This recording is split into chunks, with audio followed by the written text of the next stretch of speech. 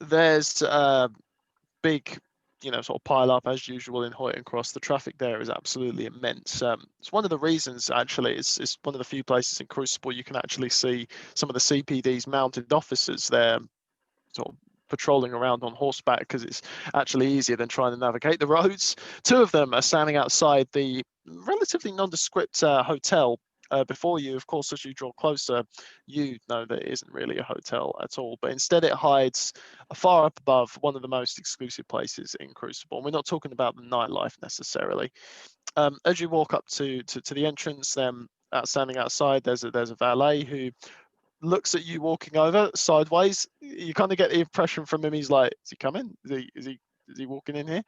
And as you draw up a little bit closer, then standing just within, then you see Allan Denver, who's dressed pretty much to the nines.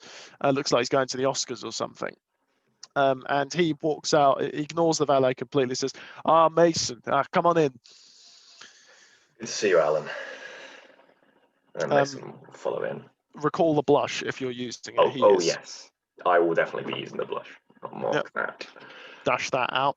More blood. Are you hungry? No. All right. Well, we'll see if that changes.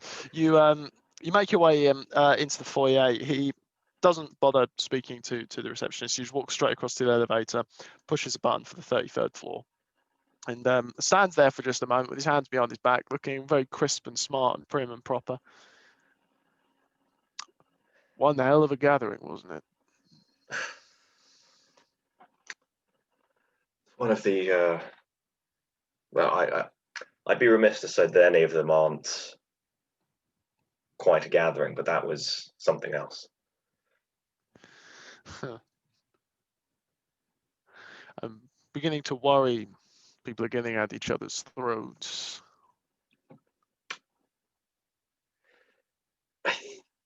Yeah, I think they are. I mean, the Archbishop is a bit more volatile than usual, isn't he? Ding! The doors open, the two of you walk in, and they shut. And as you start to ascend, now that we've got a moment of privacy, Mason, how are you keeping with Anya? Strange bedfellows. You could say that. It's not as not what it was like when I first arrived. Just I don't know where the doubts are starting to creep in. You know what a cult will do if they find out you have doubts? I know. Yeah. Well, I never really did peg you for that. I think it was the more I think about it, the more it was a offer of help to a person in a vulnerable situation. Well, you can hardly be blamed for that, everything that you've been through. Pales in comparison to most of the people in the city. Oh, shut up. So many of us have been so much more privileged, even me. Well, my first years, granted, Tina wasn't exactly the most matronly sire, but compared to being embraced and then left aside, no offense, but I can imagine how hard that must have been. I guess it encouraged me to have to survive on my own, get used to that, and I'd like to think that it better prepared me. But School of Monks and all that. Word of warning when we go out: don't speak unless spoken to. If you're with me, they'll understand, but don't want to have anyone making any dry remarks. Ding! And the elevator door opens. You walk out into what looks like the inside of an English manor more than anything. It's got wood paneling on the walls. It's very warm. The carpeting is a kind of a brownish beige, sort of not beige, brownish red. There's the different compartments and rooms. You can hear the the clicking of pool cues hitting snooker balls, or snooker cues hitting pool balls.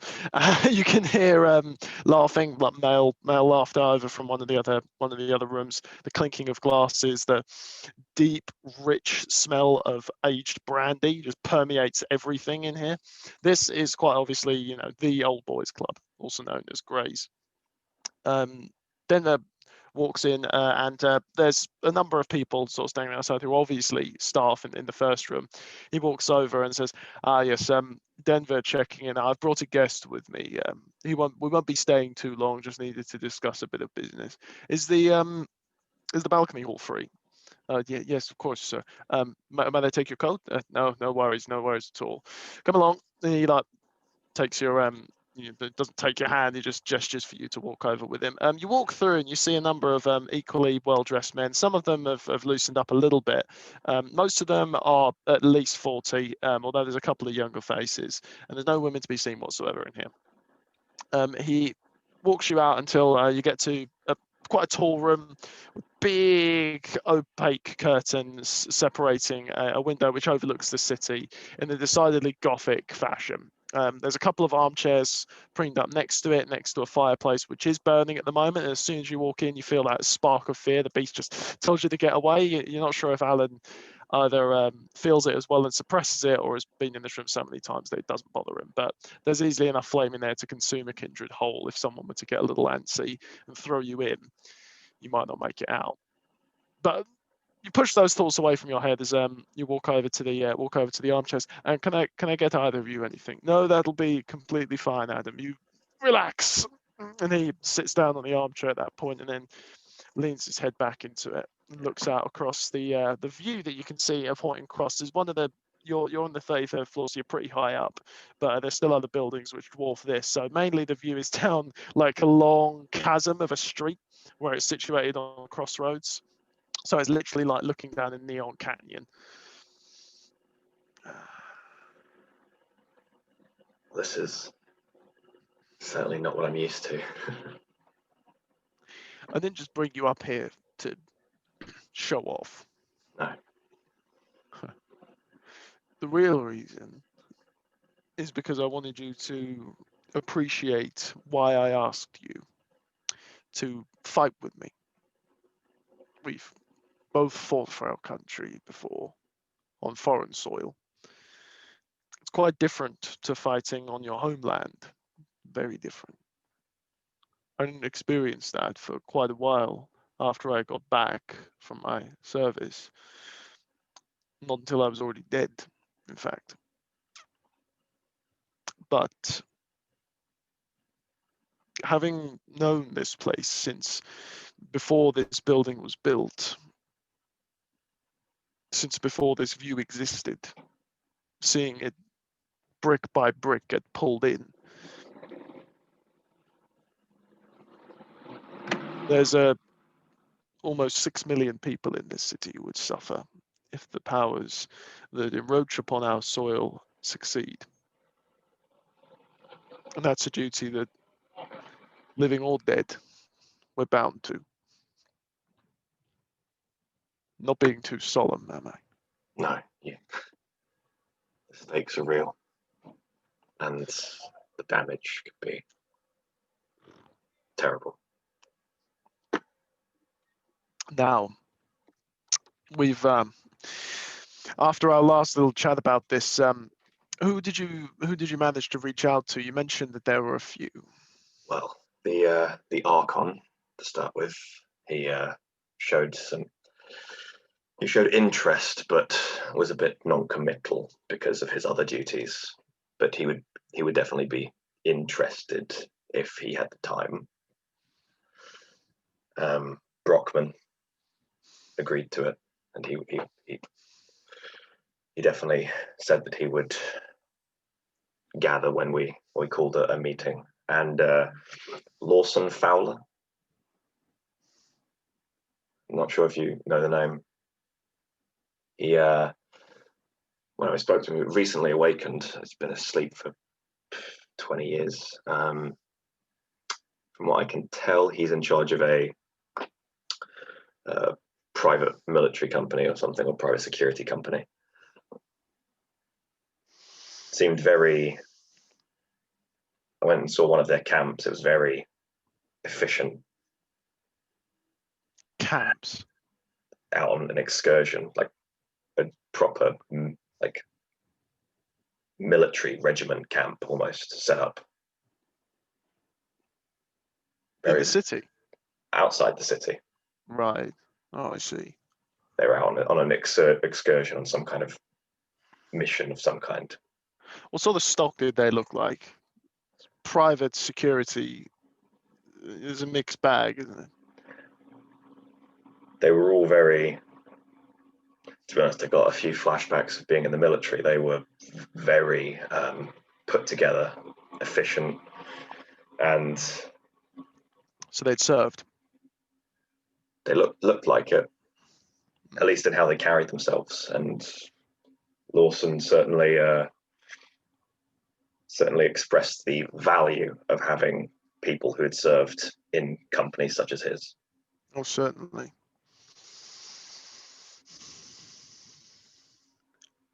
Well, Four's a good team with his backup and assets. While you've been looking to that, I've been reconsidering what our target should be, what our real mission is.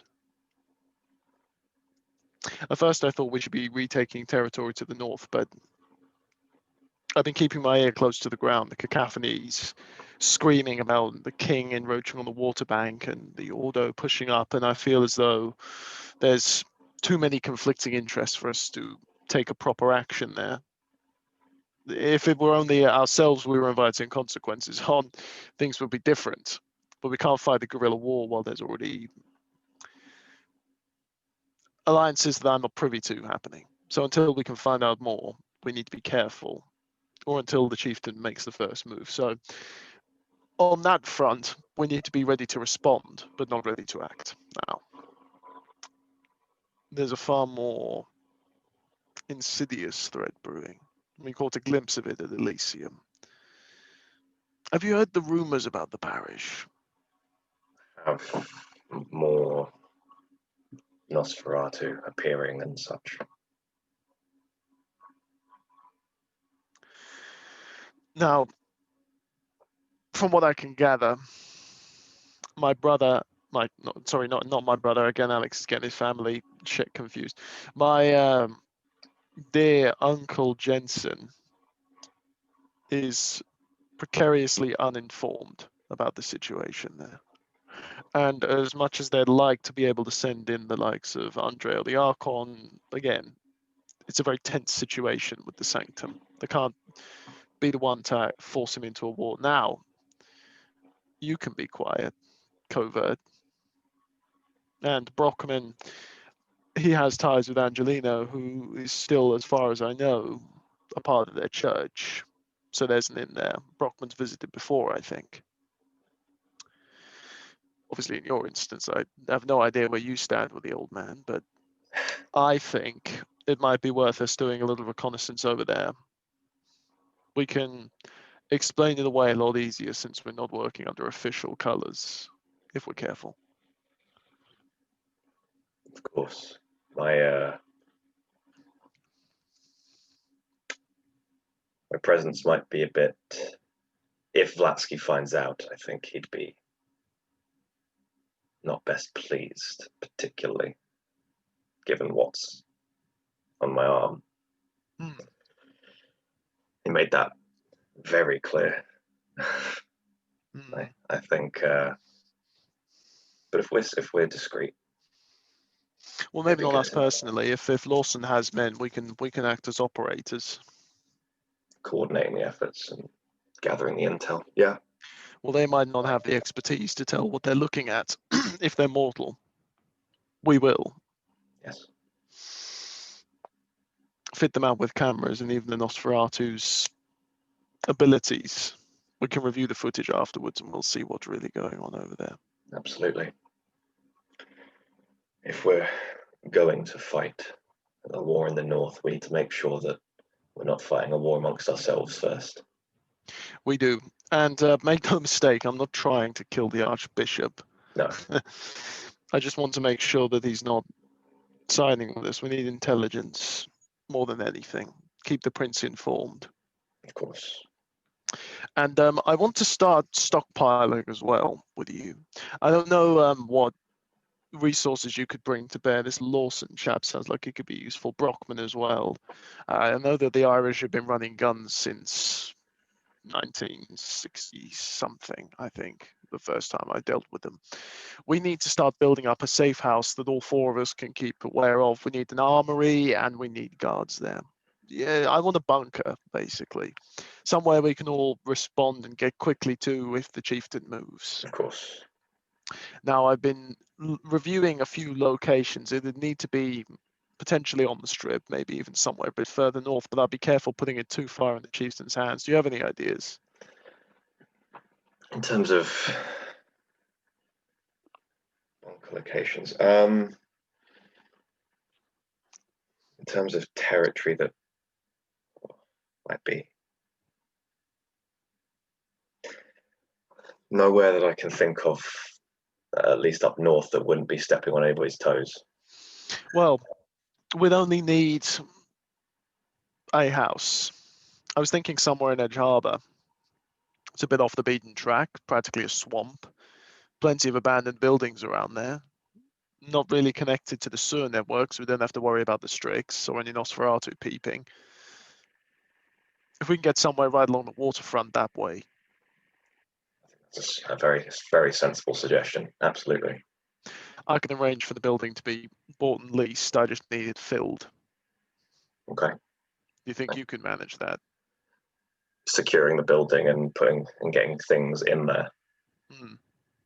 I can, if I can coordinate with Brockman and Lawson and get that outfitted. Yeah, Hmm. definitely. Wonderful. It feels good to be preparing for something again. It does. It feels weird knowing that there's a fight coming, and there's obviously made a big deal of at Elysium that the chief is coming, but Do you ever want do you want a break from that?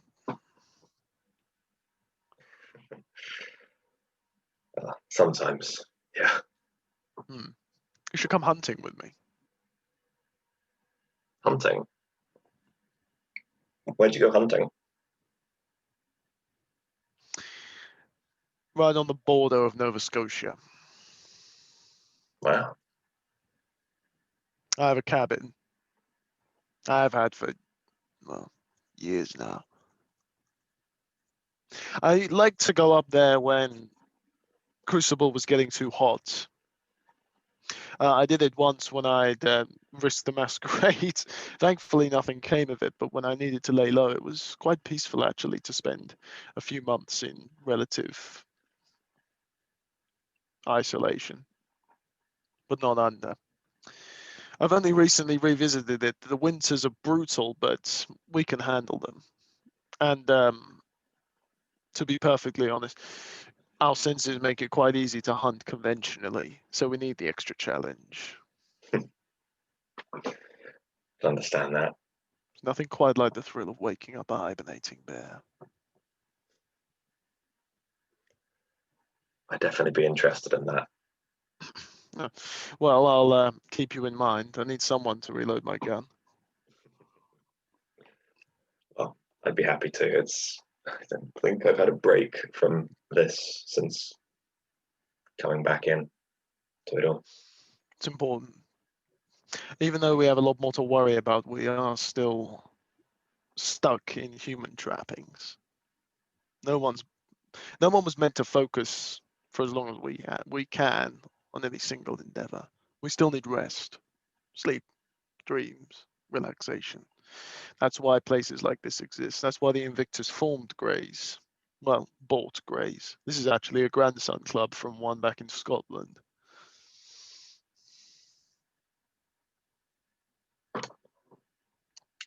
Yeah, I would very much appreciate that. Wonderful. Do you have Do you have the gear you need, or do I need to get you outfitted with that? I know an army surplus store that's perfect. Would probably need to pick up a few bits and pieces, but some other things I have some things left over. Good. Well, the main point is you need a gun that's not going to freeze. So that happened to me once at the worst possible time. If it's all made out of the wrongly treated metal, the cold metal, sometimes it'll jam on you. I had to stick a bore with no bayonets. It was very difficult with the barrel, but I'm getting a little carried away. I'll let you know when I next plan to go up. I'll give you as much warning as I can. The key thing to remember, Mason, is even though we may be gone for almost a week, taking a holiday, even during a crisis, sometimes it's good to take a look at the problem with a fresh pair of eyes. Oh, one more thing as well. That Sabina girl. Yeah. Well, she's Anya's child now, isn't it? You must have run into her since. Yes, she's staying at Spoke Hill. She's a meddlesome one, isn't she?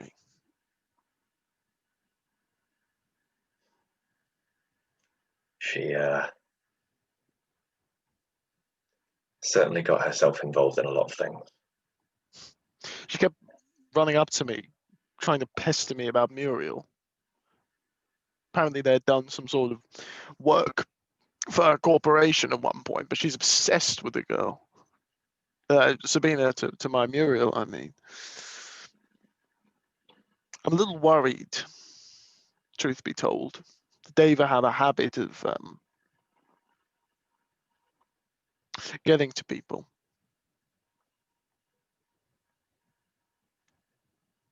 I mean, before she was embraced, I'd like to think we had some kind of friendship. But I know Isn't she a teenage girl? she is. I was trying What could she possibly have had in common with you, with us?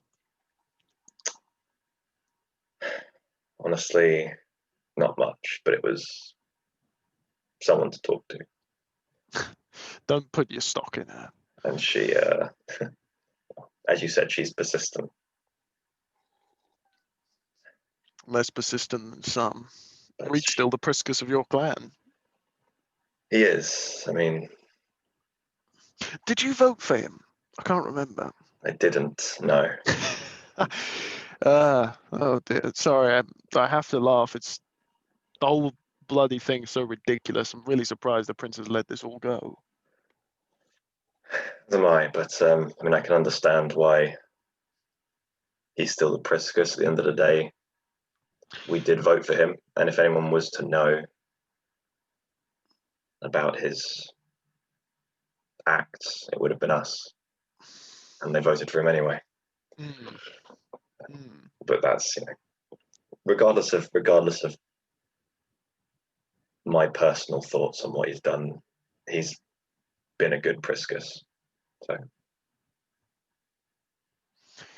Maybe. But can't get complacent with him. I think he's one to watch. Everyone keeps saying that. I think we get very caught up in the novelty of what he's doing. This meteoric rise to power. I remember him actually petitioning me for a vote of confidence for him to be whip, for him to be my whip. Can you imagine? Curious chap. Wasn't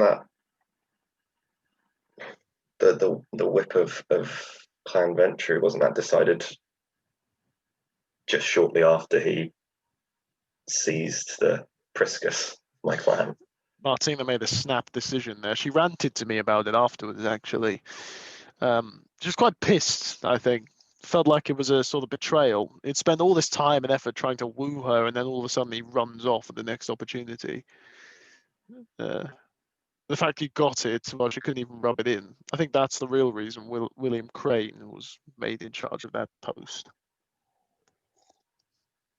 Not through any particular skill on Crane's part. An unorthodox choice.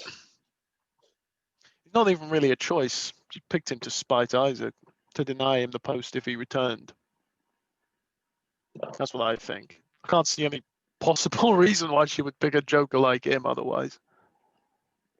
Oh, he's frightening. I'll give him that. William Crane he's a gaggle of circus cronies, and his weird glint in his eye. But he doesn't scare me. And he's not one that instills a sense of order, really, is he? He's an agent of tomfoolery.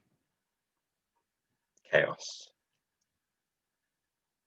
Maybe chaos. At the very least, self-amusement. Yes. But yes, I suppose. Enjoying ourselves. You hear a voice from behind you, and of course, the very fact that you immediately feel as though somebody has put an inappropriate hand on your shoulder just at the sound of that man's fingernails on the chalkboard voice. Jensen is standing behind you, and Jensen quite calmly turns and looks towards him. Ah, hello, Uncle. I did tell you I'd be bringing him along. Yes. And Jensen looks back over to you at that point. Mr. Cassidy. good evening, Sir Shaw. He looks back over to Denver for a moment and then back at you. Allan tells me he's forming some sort of a task force. Yes, it was. I think it was a very good idea on his part, and I'm happy to be a part of it. I wanted to drop by when I heard that you were here to make something very clear. This is clandestine, off the books. Invictus doesn't endorse any of what you will get up to. I dread to think what it might be. And he looks back over to Allan, who smiles at him. If you do get carried away playing your war games, this cannot be traced back to any accountability on our part. Is that understood? Oh, it was understood from the start, Uncle. These aren't war games. We're trying to do what's best for our city. I hear that phrase so often, and so little often comes of it. Do you doubt us? You think we aren't capable? I think you were. Maybe you can be again. He looks back to Mason as he says that. Good evening. And then he turns and he walks off. What a slug of a man. I always just tense up whenever I have to have a conversation with him. Whatever. Well, he owns the club. I think that's probably our cue to go before he can come by anymore. I'm pretty sure it was his decision to remove me from the Archon ship. Maybe now's a good time to bring that up with him. Well, the city's already got an Archon, hasn't it? Do you want to regain that post? I remember thinking that Andre spoke very highly of you.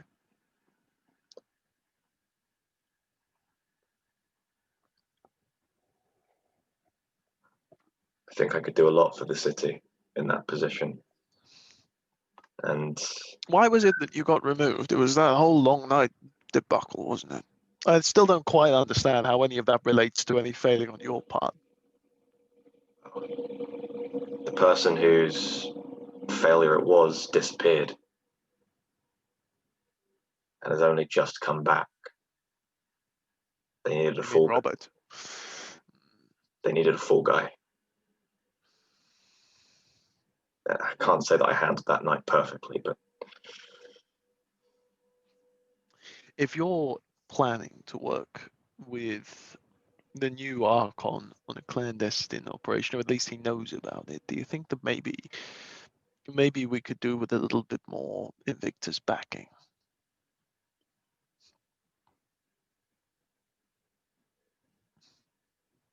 Possibly.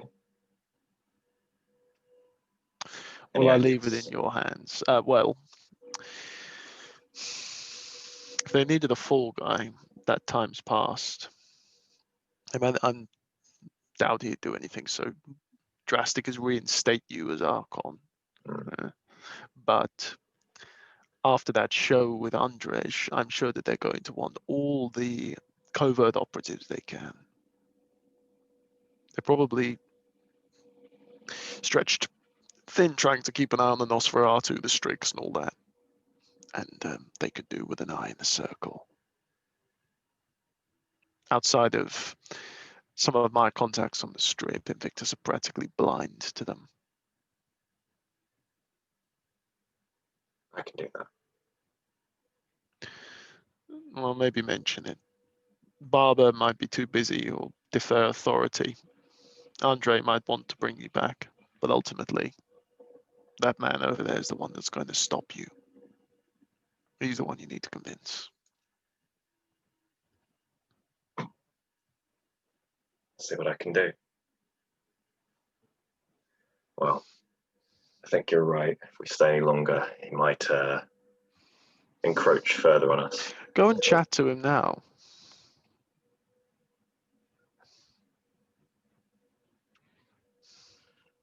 Well, should I? Don't put it off, come on. Oh, okay. Rip off the bandage. At the very least, you'll find out if he really does hate your guts. I'll wait here. Thanks. I'll be back shortly. Mason will kind of get up, like straighten his shirt, and then head over to the Seneschal. He's at the bar at the moment. He's listening very intently to a phone call as he's got the blush active as well, I should have mentioned. And while he's listening to it, then the bartender walks over and puts a little bit of brandy in a glass on the counter before him.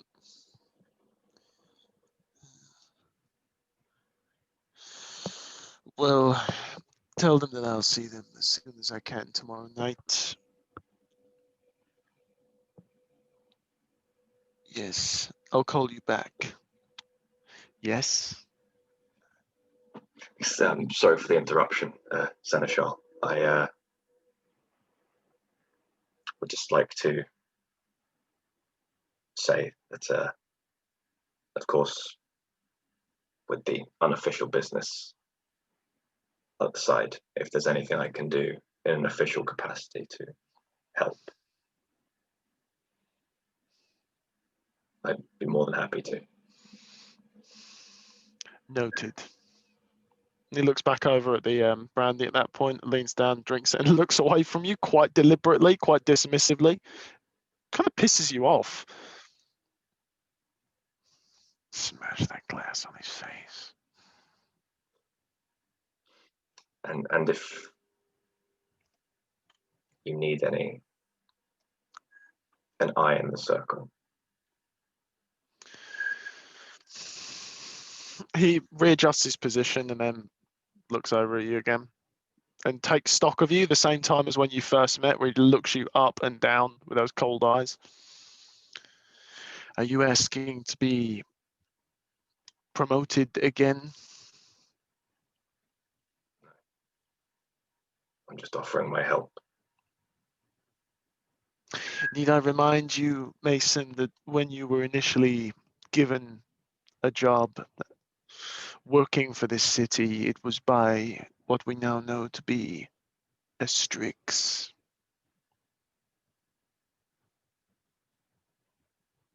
I'm aware. It was also my Priscus who recommended me for that position as well.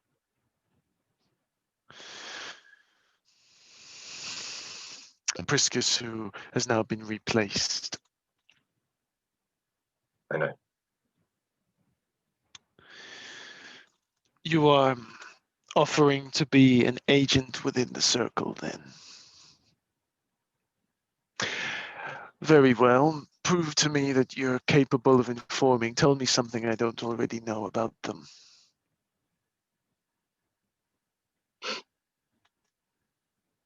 Do you know what they're actually doing in Spoke Hill?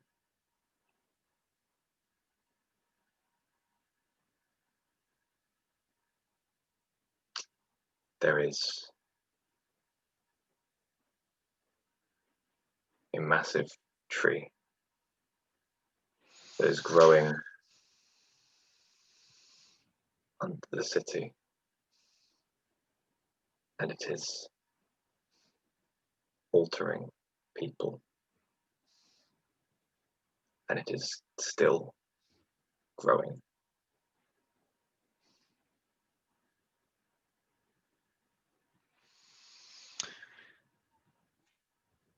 Under normal circumstances,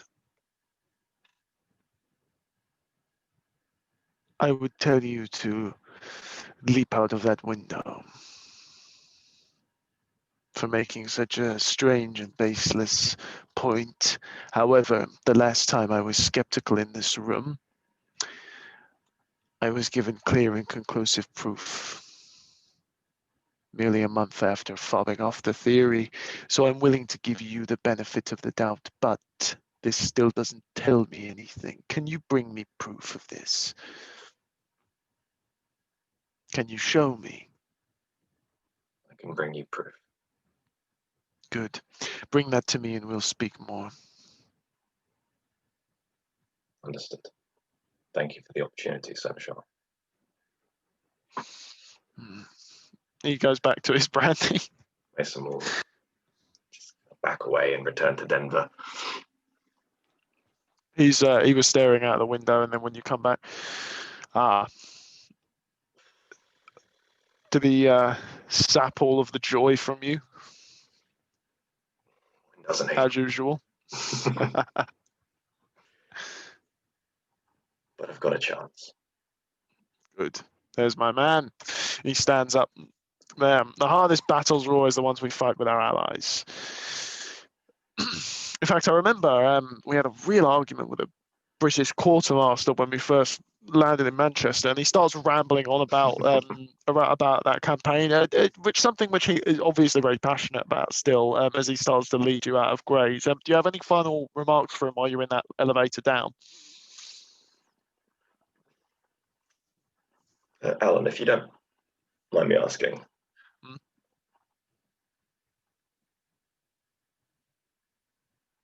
why me?